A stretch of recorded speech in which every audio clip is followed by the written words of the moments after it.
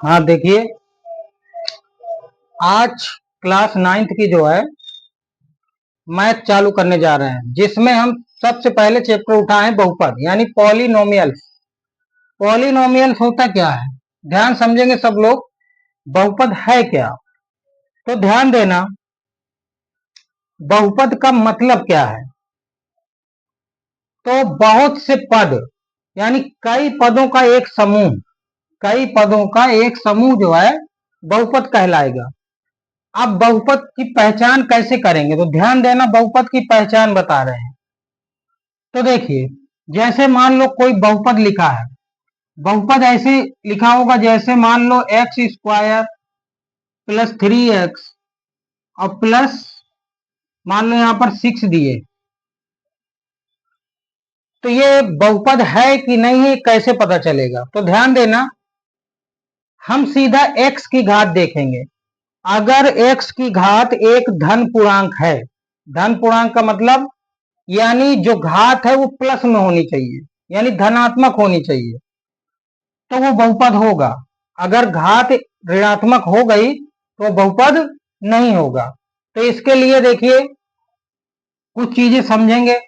जैसे मान लो x की जो घात है वो कम से कम एक या एक से अधिक होना चाहिए, एक से कम नहीं होना चाहिए। एक से कम का मतलब यानी माइनस में नहीं होना चाहिए। जैसे मान लो मैंने लिख दिया x की घाते -5 और प्लस 3x की घाते 4 और प्लस 2x स्क्वायर मान लिख दिया।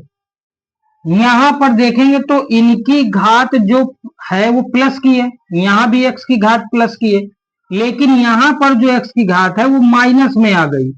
इसका मतलब ये बहुपद नहीं होगा। तीसरी चीज समझिए, कभी भी x जो है बटे में नहीं आना चाहिए। मान लीजिए अगर लिख दिया मैंने कि 1/x प्लस 2, अब मैं इससे पूछूंगा कि भाई ये बहुपद है कि नहीं है, तो x जो है किसी संख्या के देखो बटे में आ गया। बटे में आने का मतलब है कि अगर x को हम ऊपर ले जाएंगे तो इसकी घात माइनस में हो जाएगी, इसलिए बहुपद नहीं होगा। तो आप सीधा सीधा समझिएगा कि अगर x कभी भी बटे में लगा हो तो वो बहुपद नहीं होगा। ठीक है।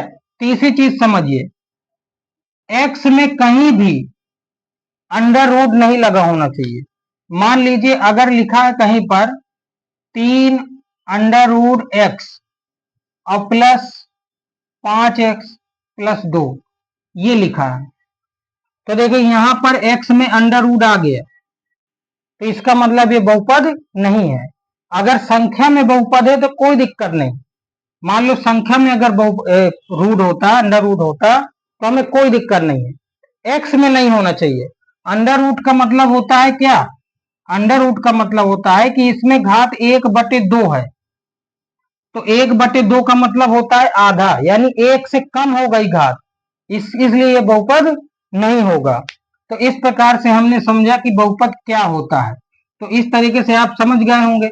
अब मैं आपको जैसे कुछ प्रश्न दूं, आपसे पूछूं कि भाई बहुपद है कि नहीं है, तो इसके लिए देखो अपना अभ्यास निकालेंगे। अब प्रश्नावली आपकी है इसमें 2A, अगर 2A में देखेंगे तो 2A का आप सीधा जो है चौथा सवाल में आइए। चौथे सवाल में क्या कह रहा है, कुछ आपको जो है बहुपद दिए हैं। जैसे पहला नंबर दिए है x² प्लस 4x प्लस 4। अब इसमें कह रहा है ये बहुपद है कि नहीं है, ये बताइए। तो हम देखेंगे सीधा x की घातें, इसमें x की घातें कुछ नहीं यानी एक मानी जाती है, जिसमें कोई घात नहीं लगी हो तो एक मानी जाती है। तो इसकी घात भाई एक हो गई, प्लस की है, चलो कोई दिक्कत नहीं।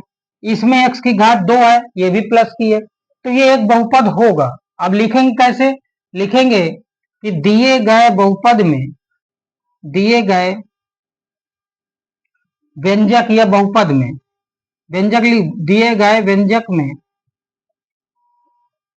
x की घात, x की घात एक धन पूर्णांक है, धन पूर्णांक है, अतः यह एक बहुपद है, बहुपद है। बस इतनी सी बात लिखना है। अगर जो बहुपद ना होगा तो क्या लिखोगे, दिए गए व्यंजक में x की घात एक धन पूर्णांक नहीं है तो इसलिए बहुपद नहीं होगा। अगला देखिए सेकंड नंबर का देखिए, जैसे y की घात 8 है और -4 है, तो इसमें देखेंगे y की घात, अब इसमें x तो नहीं है, कोई चर पद होना चाहिए, तो चर पद का मतलब यहाँ पर y है, तो y की घात देख लो, y की घात यहाँ पर 8 है, प्लस की है कि नहीं है भाई, प्लस की है, इसका मतलब ये बहुपद है।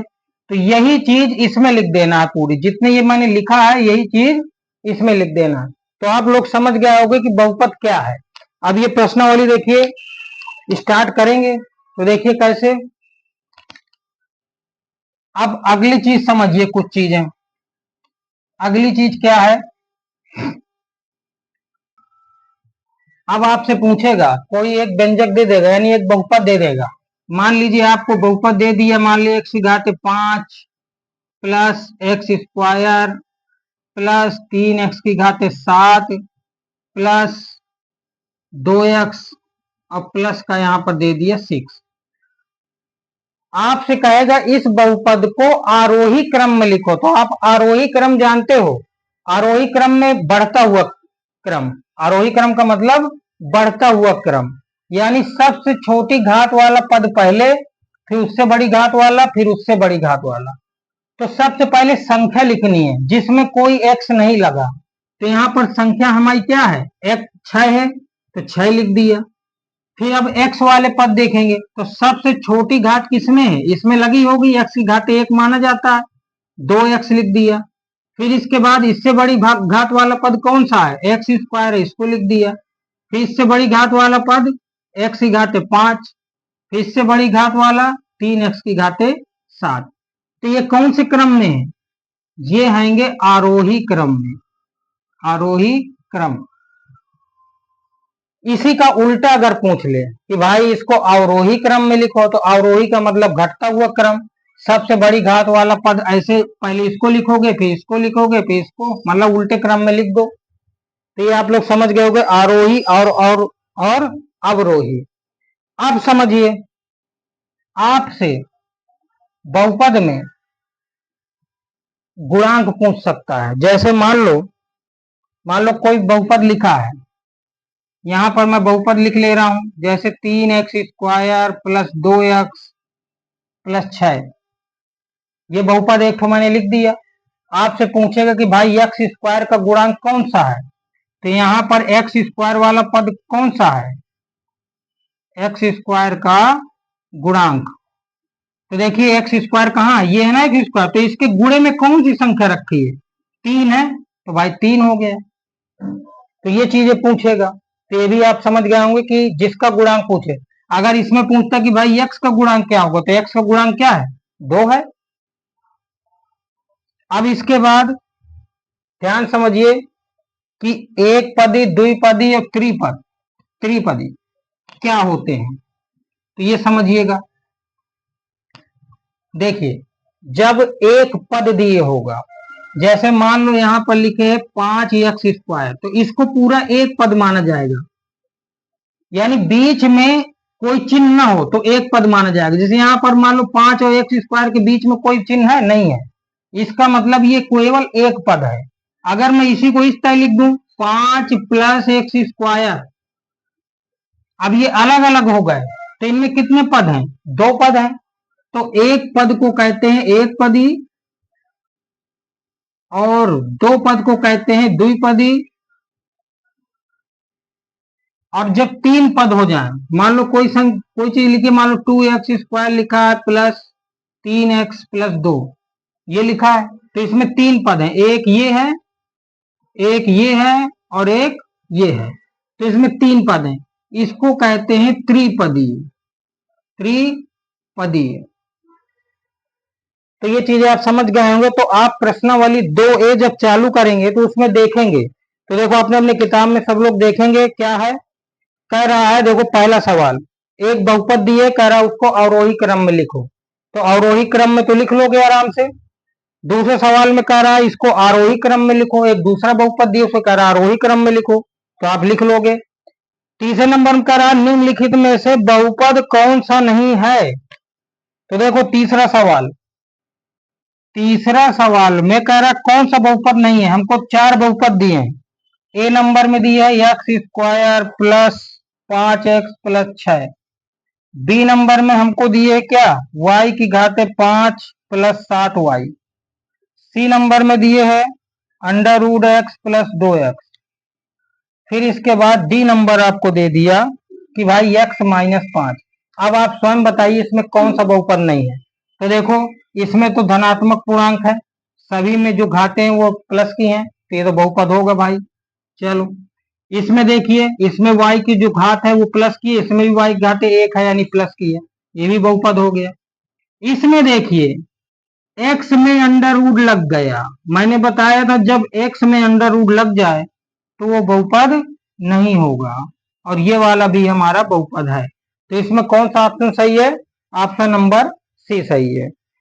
इस तरीके से हम इसको सॉल्व करेंगे। चौथे नंबर में जो जितने भी सवाल दिए हैं उसमें कह रहा है कि कौन कौन से बहुपद हैं ये बताइए, तो आसानी से आप लोग बता लोगे। पांचवें में कह रहा है एक्स स्क्वायर के गुणांक लिखिए। आपको बहुपद दिए उसमें कह रहा है एक्स स्क्वायर के गुणांक लिखिए, तो आप लोग को आ ही जाएगा। छठवें में कह रहा है एक पदी, द्विपदी और त्रिपदी मालूम कीजिए। तो अगर एक पद है तो एक पदी, द्विपद है द्विपदी, त्रिपद है तीन पदी। सातवें नंबर में कह रहा है निम्नलिखित बहुपदों को आरोही क्रम में लिखो। तो आरोही क्रम अभी मैंने समझाया, लिखा ही लोगे। आठवें नंबर में कह रहा है अवरोही क्रम में लिखो, तो भी लिख लोगे। तो इस तरीके से आपकी प्रश्नावली 2A समाप्त होती है।